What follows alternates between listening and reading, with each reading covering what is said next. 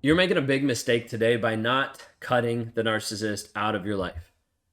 Maybe you're at the place where you're like, well, I don't feel that I'm okay with actually blocking him. Like, I'm actually worried that if I block him, that something's going to happen or that he's going to do something. I get it. But I need you to understand long term, how is your healing going to suffer by a toxic guy being in your life? When we talk about narcissistic abuse, typically the narcissist wants to keep you in control, wants to keep you in the fog, wants to keep you in the bubble that he's created for you to make sure that you don't do anything that's out of his control. Like he wants to make sure that he owns you, that he's entitled to you, and that you understand that so you don't actually leave. But when we're dealing with narcissistic abuse, oftentimes you make the big mistake of not cutting him off. Sometimes this is from a state of just being naive, thinking that he's not going to come back. He left me. He's not going to come back. I embarrassed him. He's not going to come back. Insert whatever. And oftentimes you're naive in this because typically the narcissist will come back. Some of the longest Hoovers that I've heard about personally have been 29 years, where he came back 29 years later. The person wasn't ready. Let him back into her life. So unless you pass the 29-year mark, let's not stand on the hill of self-righteousness, naivety, and be like, oh, he's not coming back. I've seen it happen, regardless of the breakup, regardless of how it went down. I've seen it happen multiple times.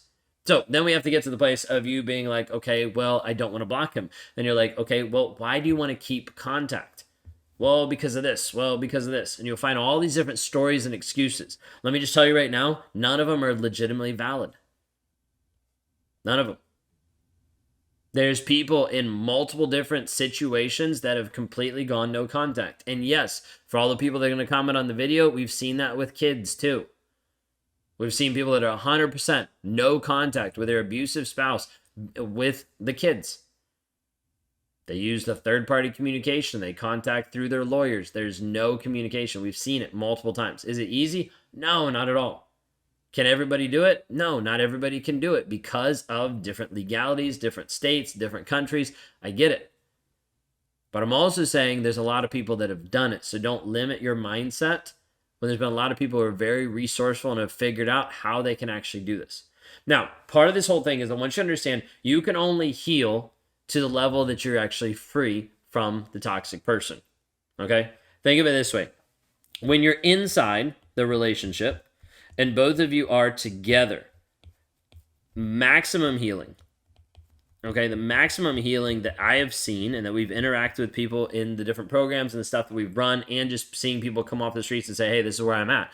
The maximum healing that I've seen inside of this is typically 60 to maybe 70%. That's kind of pushing on the 70% side, okay? Because when you're still in there, you still have the toxicity. You still have the toxic stuff that's coming over to you, and you're not able to fully break free from it mentally and emotionally. Now, once this is actually taken out of your life, once you're actually free, then we see the healing go up to where people can heal fully. Because at that point, you don't have this toxicity that's in your life and that's speaking into your life so much that's confusing you and leaving you stuck. Now, the hard part is when people are like, but I don't want to go no contact. Like, I'm too worried about going no contact.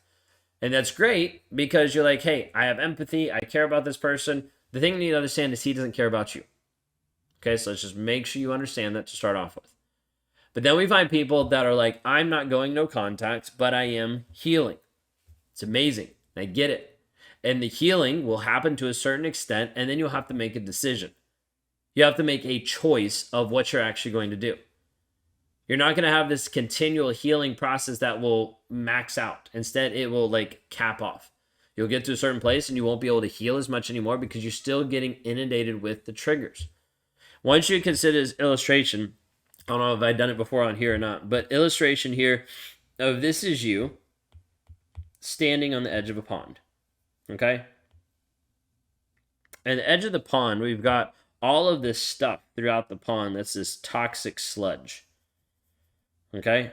And you're over here using a sifter or whatever to actually help clean this out. So over here, you've actually got a pretty nice little reef, pretty nice little place where you're like, this is me growing, this is me developing, this is me healing. And you're like, this is awesome. The problem is, over on the other side, there is this pipe.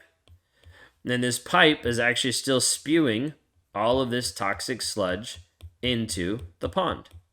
Now, the problem is, in this illustration, this is your life, okay? Even though it kind of looks like a fish, okay? But this is your life, what's actually going on. And you're in this relationship and you're trying to heal and you're doing all the things that need to heal, but you're maxing out. Like, you're getting to the level where you're like, this isn't really moving farther. I feel like my healing is plateaued. It's plateaued because while you're on one end kind of shoveling all the shit out of the pond, on the other end, it's still getting dumped in. And this is going to continue to happen until we actually say, hey, what do we actually need to do to seal this off? Like, how do we actually make sure that this no longer is there? And as a result, we can then cut off the toxicity that's coming in. And as a result, you can actually start to get to the place where this starts to heal, where this starts to disappear. And you start to actually have it filled up with the positivity that you actually want in your life, the healing that you've actually been looking for. And slowly but surely, this takes over, but this only works when we cut it off. This is a piece that you need to know, is you will only heal to a certain level. You will plateau out. You will hit your ceiling. You won't be able to move farther because you're still letting toxicity into your life. What is that doing to you? How is that affecting you on a day-to-day basis? Because we have people that are like, I just need to work on my triggers. And we're like, okay, here's the tool. Here's the way. Here's to do it. Here's the guidance. Here's the coaching. Here's the help. We're like, here you go. And they get through it so far and then it stops because they're like, well, I was just triggered. Be like, I get it, but we gave you tools to be able to work on that. Well, yeah, but he came home and he triggered me. Like, he contacted me and he triggered me. So then you stop doing the work. Yeah, 100%. This is what happens. Narcissists will do this to make sure that you don't actually get free. We can set people up with all the support systems, all the tools, but if they don't get to the place where they realize, hey, if this toxic person is still breathing into my life, I will not heal. If I'm still in this environment where he's still breathing toxicity, I will eventually choke because my filter inside my mask will not keep me safe long term. It's a temporary thing to heal so you can get out of the fog, so you can get out of the confusion, so you can get out of the toxic mess, so you can actually start to move forward in your development. Do you see this? So many people get too hung up on the no contact thing, like too hung up where they're like, I don't want to, that'll make me feel bad. Like, I'm not that type of person. Doesn't matter if you're that type of person or not. Maybe you need to be because you don't actually value yourself enough, because he's the type of person that doesn't give a care about you and will continue to do this to you over and over and over again. No contact is essential. It's essential for healing.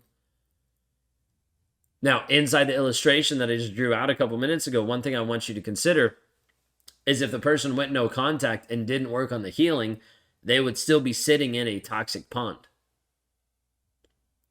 No contact is typically a piece that's brought into the conversation to help you move even farther in your healing process, but it is not the end all be all, because you can go no contact and you can still be stuck in the toxic pond, not doing the work, not doing the healing, because you're like, I don't want to look at it. I don't want to avoid it. If I just ignore it, it's not really there. I can just deal with this nice, happy little section of my life that leaves you playing small. Doesn't leave you maximizing who you actually are. Doesn't leave you actually growing, developing who you're called to be. So you need to understand, just going no contact won't heal you, won't fix you. Is it a necessary part? Typically, yes, but it is not the end all be all. There is other things that have to come into this. This is where we help work people through finding closure, establishing clarity, building confidence, starting to have repetitive habits that show you that you can actually show up for you, helping you rewire the story that you believe, giving you the tools so on a day-to-day basis you can grow in your power and confidence and certainty. Because if we don't do this, you will continue to stay in the pond being like, hey, this is better. But it's not, because you're still playing small and you're not rising up to the person you're actually called to be. You're not standing as a beacon of light for others in your life, for your friends, for your family, coworkers, for your kids, saying, hey, this is what life should actually be like. But instead, you're still playing small. But you're living in the corner of the pond thinking, hey, it's not that bad because my little section is healed, when that's only one piece of your entire life that's still being impacted by a toxic person. And the sludge that he's been dumping into your life needs to be eradicated. It is not an easy process, but you need to take the first step. If you don't take the first step in healing and cutting them off and starting to work through that, oftentimes you will cap out and you will not continue to grow and develop.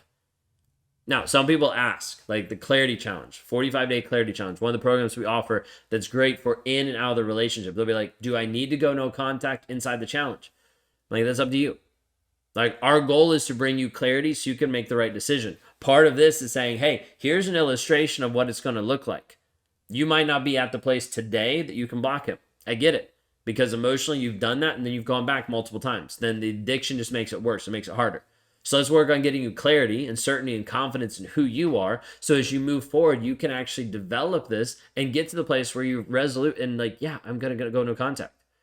We had people that did this in 2023 where they were like, okay, I'm going to go no contact at New Year's, like New Year's Eve, like end of the year, done. But we had people that started like going no contact like months before because they're like, I don't even need to wait that long because like mindset wise, they'd already changed. It already developed to a place where like, I have the confidence and they're still free.